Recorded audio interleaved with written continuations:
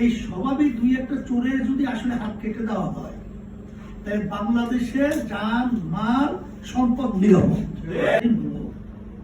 তখন এক শ্রেণীর মানুষ লুটপাট, চাঁদাবাজি, জায়গা দখল, টেন্ডারবাজি, বিভিন্ন ধরনের জ্বালা পোড়ার ভিতরে লিপ্ত।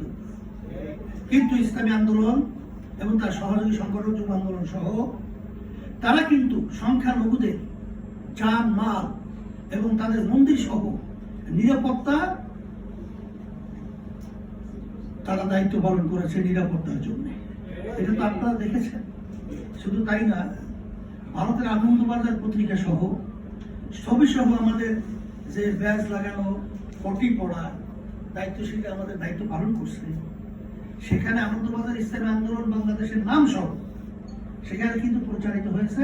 প্রিন্ট মিডিয়া সহ বিভিন্ন জায়গায় এটা কিন্তু সংবাদ প্রচারিত হয়েছে। বাংলাদেশের ভিতরে হিন্দুরা আপনারা দেখছেন যে এখানে জমা করেছিল শাহবাগের মধ্যে, সেখানে সাংবাদিকদের সামনে কিন্তু ইসলামী আন্দোলনকে তারা অকপটে স্বীকার করতে বাধ্য হয়েছে। বরিশালে একটা মিটিং হয়েছিল, টিউলিশন ছিল, সেখানে কিন্তু হিন্দুদের দুইজন প্রতিনিধি ছিল, তারা কিন্তু ইসলামের আন্দোলনের নাম এবং যুব আন্দোলন সহ মানে অন্য সহযোগী সংগঠনের নাম বলতে তারা বাধ্য হয়েছে যে আমাদের জানমাল নিরাপত্তার দায়িত্ব তারা পালন করেছে। এইটাই হলো এই নীতি আদর্শ ফলো করলে মানসিকতা এইভাবে তৈরি হয়।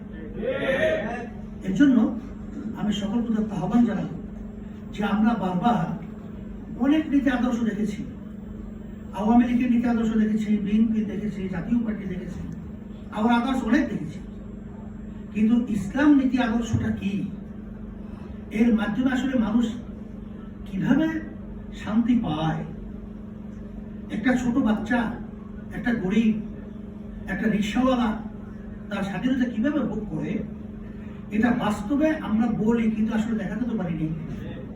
এই জন্য দেখার জন্য আমি সকল প্রতি আহ্বান জানাচ্ছি, অনুরোধ করছি যে আসলে আমরা যারা শান্তির জন্য বিভিন্ন দিক বিদিক দৌড়দৌড়ি করছি, আসেন আমরা বাংলাদেশের শতকরা 92 জনের মতো মুসলমান, এই দেশের মধ্যে আসলে নীতি আদর্শ বাস্তবায়ন হওয়ার কথা ছিল ইসলাম।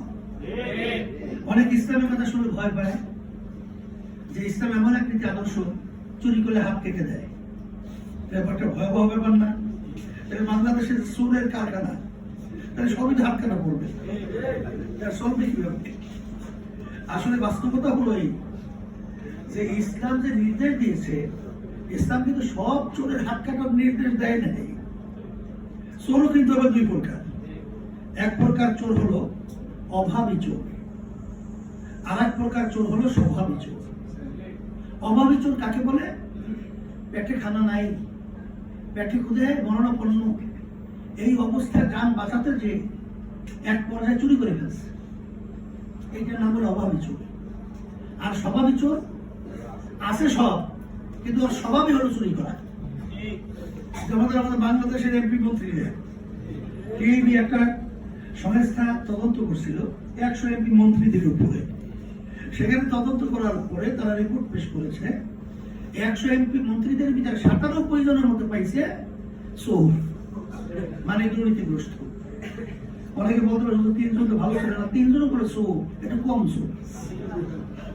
এখন এই এমপি মন্ত্রী যে চুরি করলো, এটা কি অভাবী না স্বভাবী? এখন আপনাকে যদি প্রশ্ন করি, আপনাও কিন্তু উত্তর দেবেন, এই স্বভাবিক দুই একটা চোরের যদি আসলে হাত কেটে দেওয়া হয়, তাই বাংলাদেশের জান মাল সম্পদ নিরাপদ।